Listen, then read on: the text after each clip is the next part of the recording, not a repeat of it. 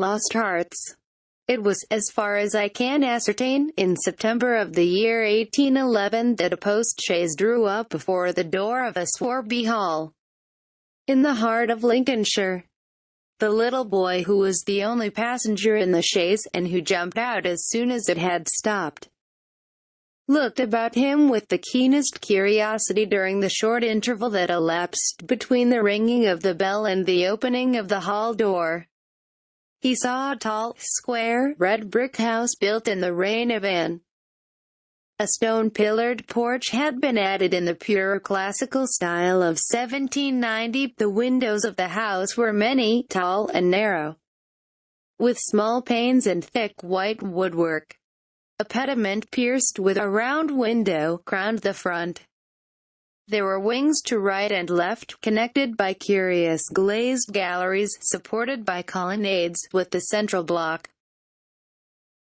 These wings plainly contained the stables and offices of the house. Each was surmounted by an ornamental cupola with a gilded vane. An evening light shone on the building, making the window panes glow like so many fires. Away from the hall in front stretched a flat park studded with oaks and fringed with firs which stood out against the sky. The clock in the church tower, buried in trees on the edge of the park, only its golden weathercock catching the light, was striking 6. And the sound came gently beating down the wind.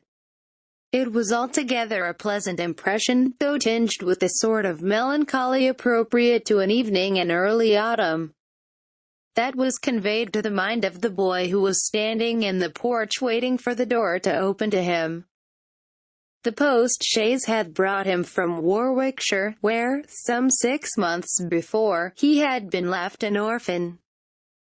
Now, owing to the generous offer of his elderly cousin, Mr. Abney, he had come to live at Swarby. The offer was unexpected, because all who knew anything of Mr. Abney looked upon him as a somewhat austere recluse, into whose steady-going household the advent of a small boy would import a new and, it seemed, incongruous element.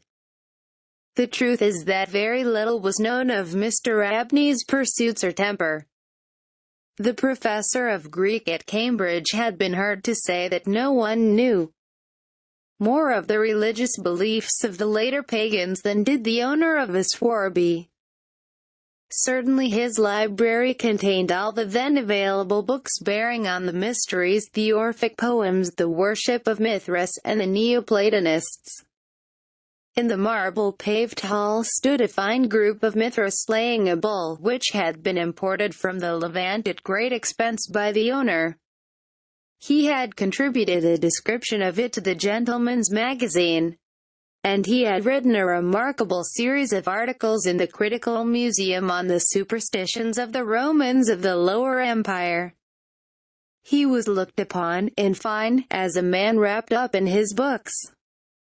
And it was a matter of great surprise among his neighbors that he should ever have heard of his orphan cousin, Stephen Eliot. Much more that he should have volunteered to make him an inmate of Swarby Hall. Whatever may have been expected by his neighbors, it is certain that Mr. Abney, the tall, the thin, the austere, seemed inclined to give his young cousin a kindly reception. The moment the front door was opened he darted out of his study, rubbing his hands with delight. "How are you, my boy, how are you? How old are you?" said he. "That is, you are not too much tired, I hope, by your journey to eat your supper?" "No, thank you, sir," said Master Eliot, "I am pretty well." "That's a good lad," said Mr. Abney. "And how old are you, my boy?" It seemed a little odd that he should have asked the question twice in the first 2 minutes of their acquaintance. "I'm 12 years old next birthday, sir," said Stephen. "And when is your birthday, my dear boy?" 11th of September, eh? That's well, that's very well. Nearly a year hence, isn't it? I like to get these things down in my book. Sure it's 12, certain? Yes, quite sure, sir. Well, Take him to Mrs. Bunch's room, Parks, and let him have his tea, supper, whatever it is." "Yes, sir," answered the staid Mr. Parks, and conducted Stephen to the lower regions. Mrs. Bunch was the most comfortable and human person whom Stephen had as yet met in a Swarby. She made him completely at home. They were great friends in a quarter of an hour, and great friends they remained. Mrs. Bunch had been born in the neighborhood some 55 years before the date of Stephen's arrival, and her residence at the Hall was of 20 years' standing. Consequently, if anyone knew the ins and outs of the house and the district, Mrs. Bunch knew them, and she was by no means disinclined to communicate her information. Certainly there were plenty of things about the Hall and the Hall gardens which Stephen, who was of an adventurous and inquiring turn, was anxious to have explained to him. Who built the temple at the end of the Laurel Walk? Who was the old man whose picture hung on the staircase, sitting at a table, with a skull under his hand? These and many similar points were cleared up by the resources of Mrs. Bunch's powerful intellect. There were others, however, of which the explanations furnished were less satisfactory. One November evening Stephen was sitting by the fire in the housekeeper's room reflecting on his surroundings. "Is Mr. Abney a good man, and will he go to heaven?" he suddenly asked, with the peculiar confidence which children possess in the ability of their elders to settle these questions, the decision of which is believed to be reserved for other tribunals. "God bless the child," said Mrs. Bunch. "Master's as kind a soul as ever I see. Didn't I never tell you of the little boy as he took in out of the street, as you may say, this 7 years back? And the little girl 2 years after I first come here? No, do tell me all about them, Mrs. Bunch, now, this minute." "Well," said Mrs. Bunch, "the little girl I don't seem to recollect so much about. I know master brought her back with him from his walk one day, and gave orders to Mrs. Ellis, as was housekeeper then, as she should be took every care with. And the poor child hadn't no one belonging to her, she telled me so her own self. And here she lived with us a matter of 3 weeks it might be, and then, whether she were something of a gypsy in her blood or what not, but one morning she out of her bed afore any of us had opened eye, and neither track nor yet trace of her have I set eyes on since. Master was wonderful put about, and had all the ponds dragged, but it's my belief she was had away by them gypsies, for there was singing round the house for as much as an hour the night she went, and Parks, he declares he heard them a-calling in the woods all that afternoon. Dear, dear, a odd child she was, so silent in her ways and all, but I was wonderful taken up with her, so domesticated she was, surprising." "And what about the little boy?" said Stephen. "Ah, that poor boy," sighed Mrs. Bunch. "He were a foreigner, Giovanni he called hisself, and he come a-tweaking his hurdy-gurdy round and about the drive one winter day, and master at him in that minute, and asked all about where he came from, and how old he was, and how he made his way, and where was his relatives, and all as kind as heart could wish. But it went the same way with him. They're a unruly lot, them foreign nations, I do suppose, and he was off one fine morning just the same as the girl. Why he went and what he done was our question for as much as a year after, for he never took his hurdy-gurdy, and there it lays on the shelf." The remainder of the evening was spent by Stephen in miscellaneous cross-examination of Mrs. Bunch and in efforts to extract a tune from the hurdy-gurdy. That night he had a curious dream. At the end of the passage at the top of the house, in which his bedroom was situated, there was an old disused bathroom. It was kept locked, but the upper half of the door was glazed, and, since the muslin curtains which used to hang there had long been gone, You could look in and see the lead-lined bath affixed to the wall on the right hand, with its head towards the window. On the night of which I am speaking, Stephen Elliott found himself, as he thought, looking through the glazed door. The moon was shining through the window, and he was gazing at a figure which lay in the bath. His description of what he saw reminds me of what I once beheld myself in the famous vaults of St. Mission's Church in Dublin, which possess the horrid property of preserving corpses from decay for centuries. A figure inexpressibly thin and pathetic, of a dusty leaden color, enveloped in a shroud-like garment, the thin lips crooked into a faint and dreadful smile, the hands pressed tightly over the region of the heart. As he looked upon it, a distant, almost inaudible moan seemed to issue from its lips, and the arms began to stir.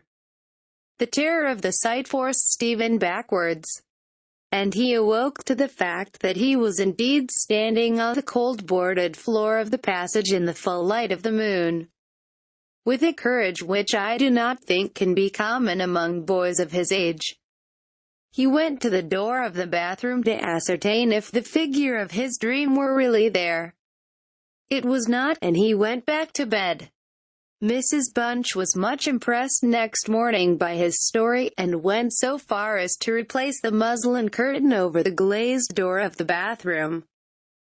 Mr. Abney, moreover, to whom he confided his experiences at breakfast, was greatly interested, and made notes of the matter in what he called his book. The spring equinox was approaching, as Mr. Abney frequently reminded his cousin, adding that this had been always considered by the ancients to be a critical time for the young, that Stephen would do well to take care of himself, and to shut his bedroom window at night, and that Censorinus had some valuable remarks on the subject. Two incidents that occurred about this time made an impression upon Stephen's mind. The first was after an unusually uneasy and oppressed night that he had passed, though he could not recall any particular dream that he had had.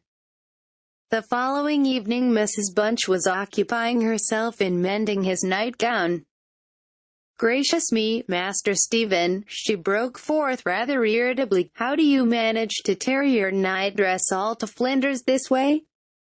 Look here, sir, what trouble you do give to poor servants that have to darn and mend after you."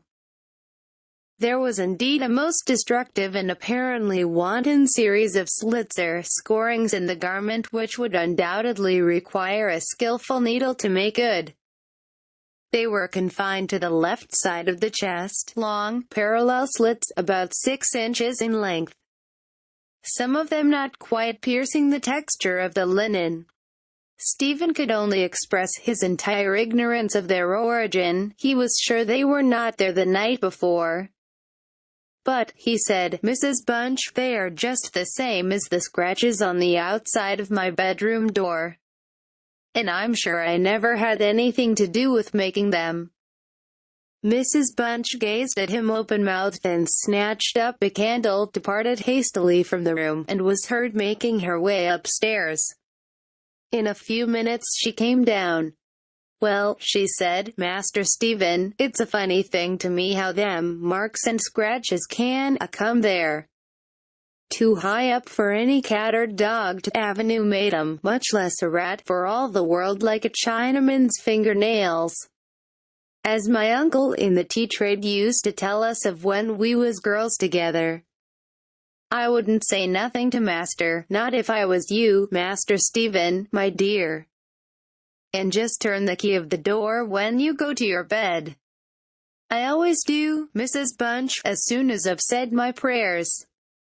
"Ah, that's a good child. Always say your prayers, and then no one can hurt you." Herewith Mrs. Bunch addressed herself to mending the injured nightgown, with intervals of meditation, until bedtime. This was on a Friday night in March 1812. On the following evening the usual duet of Stephen and Mrs. Bunch was augmented by the sudden arrival of Mr. Parkes, the butler, who as a rule kept himself rather to himself in his own pantry. He did not see that Stephen was there. He was, moreover, flustered and less slow of speech than was his wont. "Master may get up his own wine, if he likes, of an evening," was his first remark. "Either I do it in the daytime or not at all, Mrs. Bunch. I don't know what it may be, very like it's the rats, or the wine got into the cellars, but I'm not so young as I was, and I can't go through with it as I have done. Well, Mr. Parks, you know it is a surprising place for the rats, is the Hall. I'm not denying that, Mrs. Bunch, and, to be sure, many a time I've heard the tale from the men in the shipyards about the rat that could speak. I never laid no confidence in that before, but tonight, if I'd demeaned myself to lay my ear to the door of the further bin, I could pretty much have heard what they was saying. Oh, there, Mr. Parks, I've no patience with your fancies. Rats talking in the wine cellar, indeed. Well, Mrs. Bunch, I've no wish to argue with you. All I say is, if you choose to go to the far bin, and lay your ear to the door, you may prove my words this minute." "What nonsense you do talk, Mr. Parks, not fit for children to listen to. Why, you'll be frightening Master Stephen there out of his wits." "What, Master Stephen?" said Parks, awaking to the consciousness of the boy's presence. "Master Stephen knows well enough when I'm a-playing a joke with you, Mrs. Bunch. In fact, Master Stephen knew much too well to suppose that Mr. Parks had in the first instance intended a joke. He was interested, not altogether pleasantly, in the situation, but all his questions were unsuccessful in inducing the butler to give any more detailed account of his experiences in the wine cellar. We have now arrived at March 24, 1812. It was a day of curious experiences for Stephen, a windy, noisy day, which filled the house and the gardens with a restless impression. As Stephen stood by the fence of the grounds, and looked out into the park, he felt as if an endless procession of unseen people were sweeping past him on the wind, borne on resistlessly and aimlessly, vainly striving to stop themselves, to catch at something that might arrest their flight and bring them once again into contact with the living world of which they had formed a part. After luncheon that day, Mr. Abney said, "Stephen, my boy, do you think you could manage to come to me tonight as late as 11 o'clock in my study? I shall be busy until the time, and I wish to show you something connected with your future life which it is most important that you should know. You are not to mention this matter to Mrs. Bunch nor to anyone else in the house, and you had better go to your room at the usual time." Here was a new excitement added to life. Stephen eagerly grasped at the opportunity of sitting up till 11 o'clock. He looked in at the library door on his way upstairs that evening, and saw a brazier, which he had often noticed in the corner of the room, moved out before the fire. An old silver gilt cup stood on the table, filled with red wine, and some written sheets of paper lay near it. Mr. Abney was sprinkling some incense on the brazier from a round silver box as Stephen passed, but did not seem to notice his step. The wind had fallen, and there was a still night and a full moon. At about 10 o'clock Stephen was standing at the open window of his bedroom, looking out over the country. Still as the night was, the mysterious population of the distant moonlit woods was not yet lulled to rest. From time to time strange cries as of lost and despairing wanderers sounded from across the mere. They might be the notes of owls or water birds, yet they did not quite resemble either sound. Were not they coming nearer? Now they sounded from the nearer side of the water, and in a few moments they seemed to be floating about among the shrubberies. Then they ceased, but just as Stephen was thinking of shutting the window and resuming his reading of Robinson Crusoe, he caught sight of two figures standing on the gravel terrace that ran along the garden side of the hall, the figures of a boy and girl. As it seemed, they stood side by side, looking up at the windows. Something in the form of the girl recalled irresistibly his dream of the figure in the bath. The boy inspired him with more acute fear. Whilst the girl stood still, half smiling, with her hands clasped over her heart, the boy, a thin shape, with black hair and ragged clothing, raised his arms in the air with an appearance of menace and of unappeasable hunger and longing. The moon shone upon his almost transparent hands, and Stephen saw that the nails were fearfully long and that the light shone through them. As he stood with his arms thus raised, he disclosed a terrifying spectacle. On the left side of his chest there opened a black and gaping rent, and there fell upon Stephen's brain, rather than upon his ear, the impression of one of those hungry and desolate cries that he had heard resounding over the woods of Swarby all that evening. In another moment this dreadful pair had moved swiftly and noiselessly over the dry gravel, and he saw them no more. Inexpressibly frightened as he was, he determined to take his candle and go down to Mr. Abney's study, for the hour appointed for their meeting was near at hand. The study or library opened out of the front hall on one side, and Stephen, urged on by his terrors, did not take long in getting there. To effect an entrance was not so easy. It was not locked, he felt sure, for the key was on the outside of the door as usual. His repeated knocks produced no answer. Mr. Abney was engaged, he was speaking. What? Why did he try to cry out? And why was the cry choked in his throat? Had he, too, seen the mysterious children? But now everything was quiet, and the door yielded to Stephen's terrified and frantic pushing. On the table in Mr. Abney's study certain papers were found which explained the situation to Stephen Elliott when he was of an age to understand them. The most important sentences were as follows. It was a belief very strongly and generally held by the ancients, of whose wisdom in these matters I have had such experiences, induces me to place confidence in their assertions, that by enacting certain processes, which to us moderns have something of a barbaric complexion, a very remarkable enlightenment of the spiritual faculties in man may be attained, that, for example, by absorbing the personalities of a certain number of his fellow creatures, an individual may gain a complete ascendancy over those orders of spiritual beings which control the elemental forces of our universe.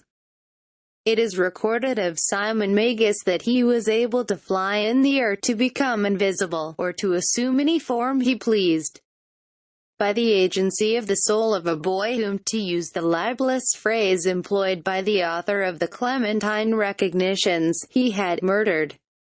I find it set down, moreover, with considerable detail in the writings of Hermes Trismegistus, that similar happy results may be produced by the absorption of the hearts of not less than 3 human beings below the age of 21 years.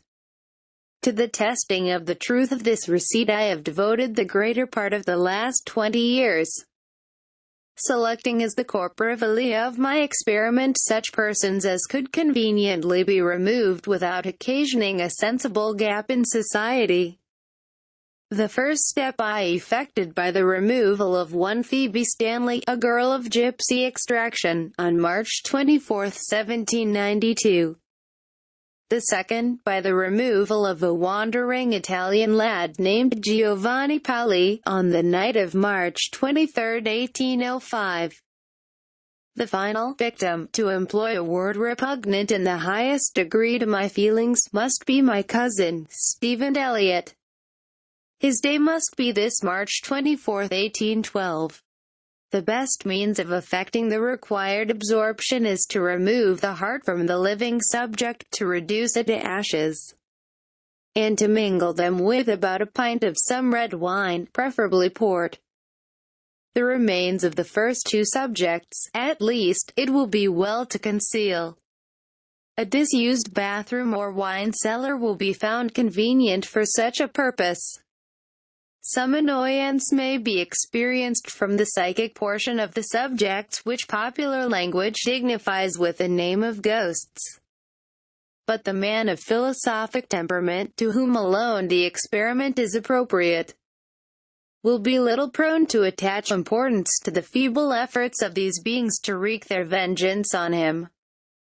I contemplate with the liveliest satisfaction the enlarged and emancipated existence which the experiment, if successful, will confer on me, not only placing me beyond the reach of human justice, so-called, but eliminating to a great extent the prospect of death itself. Mr. Abney was found in his chair, his head thrown back, his face stamped with an expression of rage, fright, and mortal pain. In his left side was a terrible lacerated wound, exposing the heart. There was no blood on his hands, and a long knife that lay on the table was perfectly clean. A savage wild cat might have inflicted the injuries. The window of the study was open, and it was the opinion of the coroner that Mr. Abney had met his death by the agency of some wild creature. But Stephen Eliot's study of the papers I have quoted led him to a very different conclusion.